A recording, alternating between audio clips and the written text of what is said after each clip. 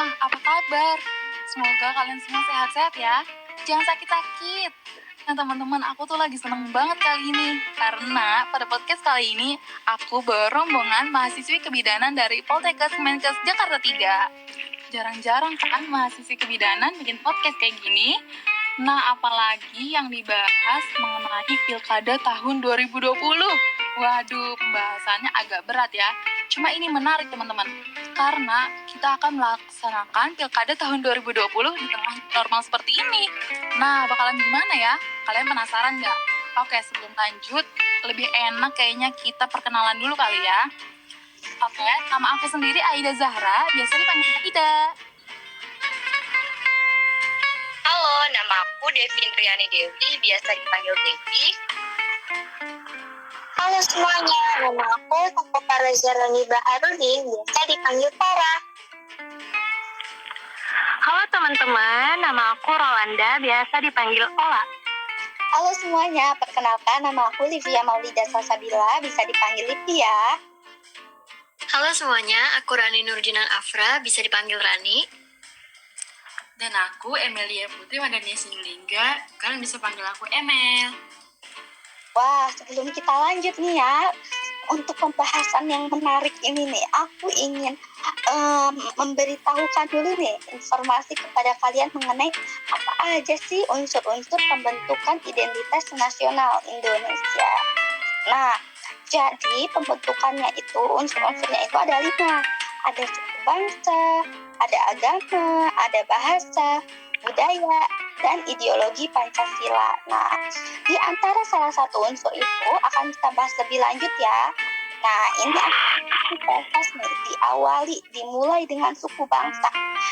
Nah, suku bangsa bahasa Indonesia terdiri dari atas lapisan suku-suku bangsa ya, yang mempunyai adat istiadat yang beragam, bahasa, budaya, dan daerah yang berbeda-beda, mendiami ribuan pulau nih di wilayah Nusantara. Nah, wilayah Nusantara, wilayah nasional di Indonesia itu terdiri dari beribu-ribu pulau dan kecil yang tersebar terbentang di Katulistiwa, serta terletak pada posisi silang yang sangat strategis, memiliki karakteristik khas yang berbeda dari negara lain.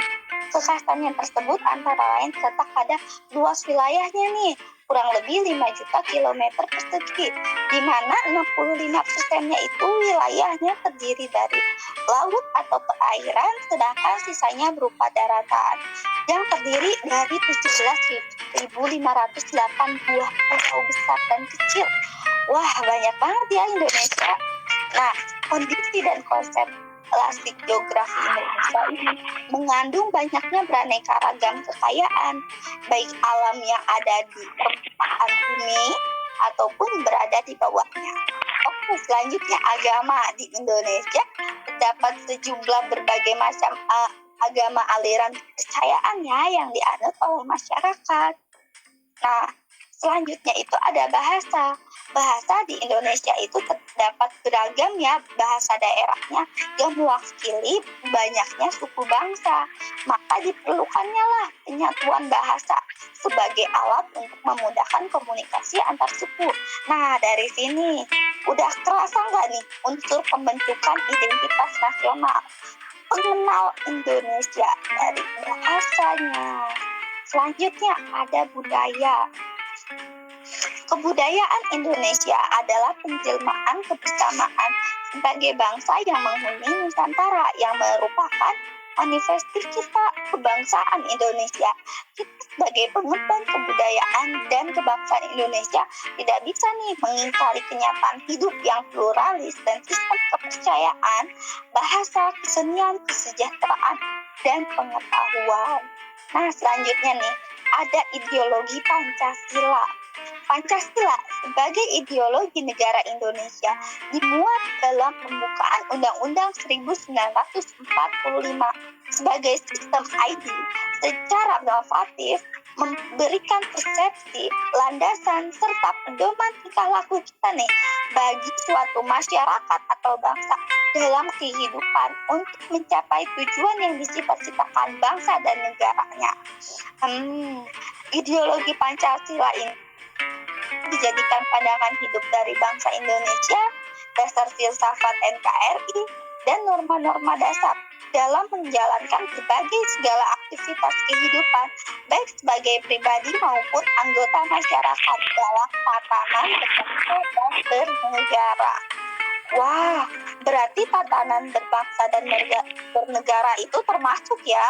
Nah, kita membahas tentang isu-isu mengenai yang katanya sih ini pilkada akan diselenggarakan nih pada tahun ini. Wah, nih ada sumber dari Kompas, yaitu DPR sahkan Perpu Pilkada nomor 2 tahun 2020 jadi undang-undang, berisi seperti ini. Di antara pasal 122 dan pasal 123 disisipkan satu pasal untuk pasal 122A, yang ada pasal 122A ayat 1 berbunyi, pemilihan serentak lanjutan sebagaimana dimaksudkan dalam pasal 120 dilaksanakan setelah penetapan penundaan tahapan pelaksanaan pemilihan serentak dengan keputusan KPU diterbitkan. Nah, pemungutan suara serentak yang ditunda ini sebagaimana yang dimaksud pada ayat 1 yang tadi ya teman-teman, dilaksanakannya tuh pada bulan Desember 2020, itu punya pasal 122 ayat 2. Wah, sebenarnya memang sih pilkada itu sebagai salah satu identitas Indonesia, ya enggak? Ya karena Indonesia merupakan negara kesatuan republik yang dimana pemimpin daerahnya juga dilakukan secara pemungutan suara nih. Namun bagaimana nih ya kalau pilkada itu dilakukan di tengah-tengah pandemi di era new normal ini? Jadi bagaimana ya siasat dari pemerintah? Yuk kita bahas lebih lanjut. Wah, Kakak Livia, menarik banget nih informasinya. Makasih banyak ya. Nah, jadi gimana teman-teman tentang pilkada tahun 2020 yang dilakukan di tengah pandemi? Ini kan akan menakar potensi konflik horizontal di tengah masyarakat kita. Dan kita ketahui nih, ini terus menghantui kita teman-teman. Dan kita juga nggak tahu kapan pandemi COVID-19 ini bakalan berakhir. Nah, sehingga kita diharuskan untuk seluruh masyarakat untuk selalu menggunakan masker setiap keluar rumah. Lebih sering juga untuk mencuci tangan, dan jangan lupa loh ya teman-teman untuk selalu jaga jarak. Aduh, bukan hanya itu saja teman-teman. Namun, nih ya, untuk pemerintah tetap saja akan mengadakan pilkada yang akan direncanakan pada bulan Desember tahun ini. Ya, otomatis fokus pemerintah terbagi menjadi dua nih guys, antara melaksanakan pilkada serentak pada bulan Desember nanti dan penanganan COVID-19. Dua-duanya itu perlu ada pemfokusan setelah pandemi seperti ini guys. Ya, walaupun kita bisa dibilang udah hidup di new normal ini ya, tetapi kita tetap saja ada di case COVID-19.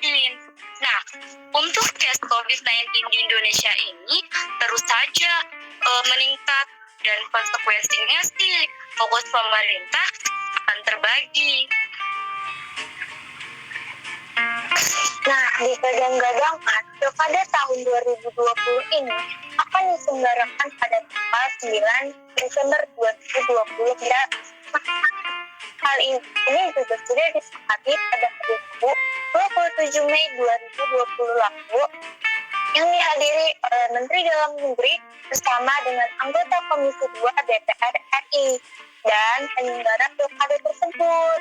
Dan Komisi 2 DPR RI ini juga telah menyetujui hal ini, di mana sebelumnya masalah pilkada ini sempat menjadi masalah yang menjadi perbincangan karena Komisi 2 DPR RI ini akan menunda penyelenggaraan pilkada di tahun 2020 ini.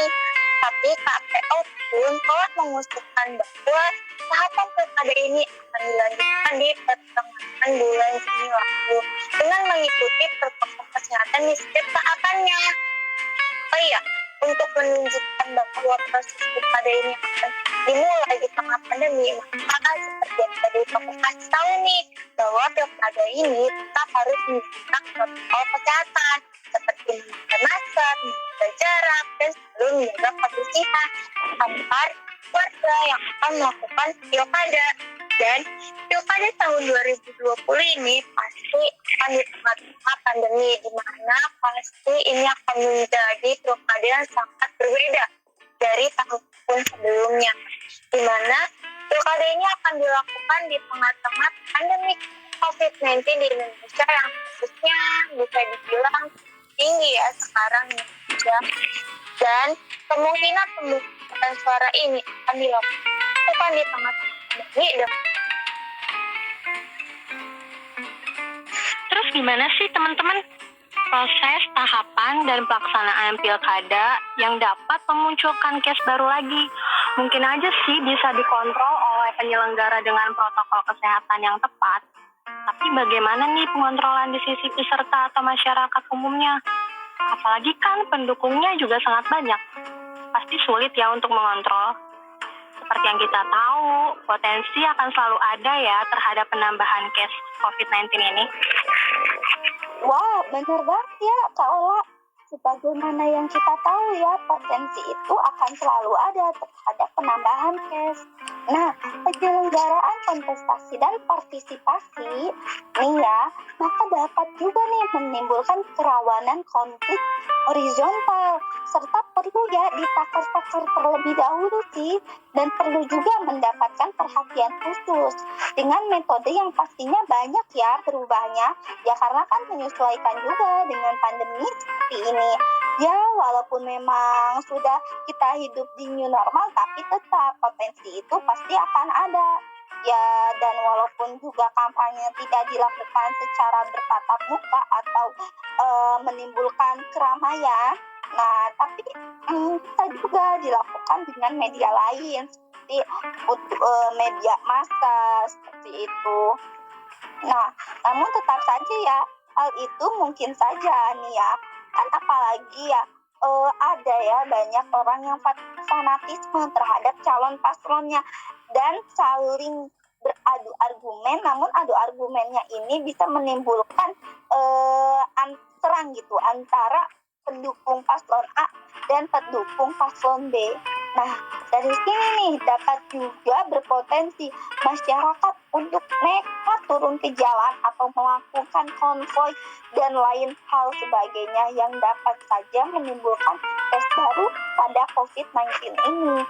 Kondisi seperti ini akan mengakibatkan konflik horizontal yang lebih besar dampaknya karena munculnya berbagai keramaian, tidak jaga jarak ya pastinya. Nah, kondisi ini juga dapat terjadi juga konflik antara aparat atau petugas keamanan. Nah, benar banget tuh Livia, konflik tersebut bisa terjadi karena berbagai macam faktor. Malah ada juga nih faktor media. Laksanaan pilkada tahun ini kan pasti akan memanfaatkan media banget kan teman-teman. Nah, tapi ada kekurangannya nih, yaitu bisa terjadi banyak berita-berita yang tidak dipertanggungjawabkan yang bertebaran di masyarakat. Terus akan memunculkan provokatif dan isu-isu sara juga karena banyaknya berita-berita yang bertebaran tersebut sampai masyarakat pun nggak mampu untuk memilah dan memilih mana yang hoax dan mana yang enggak. Nah, ini tantangan juga nih, karena dari media daring tersebut dapat juga dibawa ke real life-nya dan perlu antisipasi nih dari penyelenggara agar hal tersebut nggak terjadi, agar bisa meminimalisir hal-hal yang tidak diinginkan. Maka perlu juga sih ya sosialisasi. Tapi kalaupun mau melakukan sosialisasi harus tetap melalui via daring ya, agar tidak mengundang kerumunan massa. Nah, ini tantangan juga nih bagi penyelenggara dalam memberikan sosialisasi atau pendidikan politik tersebut, karena nggak semuanya ya masyarakat Indonesia ini mempunyai HP. Jangankan internet yang bagus, banyak juga kan beberapa masyarakat yang nggak mengerti tentang kemajuan teknologi seperti saat ini. Nah, karena itu Ran, penyelenggara perlu sih melakukan pemikiran nih bagaimana metode edukasi yang tepat dalam tahapan yang singkat ini. Dan perlu pengontrolan juga ya pastinya. Maka dari itu, pemangku kebijakan perlu menyusun aturan pengawasan pilkada secara daring untuk mengontrol pesan-pesan yang menyebar di masyarakat Indonesia. Wah, banyak sekali ya teman-teman perhatian pemerintah yang harus diberikan kepada masyarakat. Dari pendidikan politik di tengah pandemi seperti ini, lalu ada juga pengajaran protokol kesehatan, sampai isu-isu, bahkan banyak banget nih hoax yang cepat tersebar di masyarakat. Wah, ini sih PR banget. Oke teman-teman, gimana pembahasan mengenai Pilkada tahun 2020 yang sudah kita bawakan? Menarik banget kan? Nah, sekian, mungkin cukup sekian ya podcast dari kami. Semoga dengan hadirnya podcast kami bisa memberikan ilmu baru kepada teman-teman semua mengenai Pilkada tahun 2020 ini. Dan jangan lupa untuk tidak termakan hoax terhadap media yang akan dibawakan untuk pemilihan Pilkada tahun 2020. Dan jangan lupa juga untuk selalu menjaga jarak, tetap cuci tangan, pakai masker kemana-mana. Dadah semuanya. Dadah semua. Assalamualaikum. Dadah semuanya. Thank you. Jangan lupa pakai masker ya. Jaga kesehatan selalu teman-teman. Jaga jarak. Salam sehat semuanya. Dadah.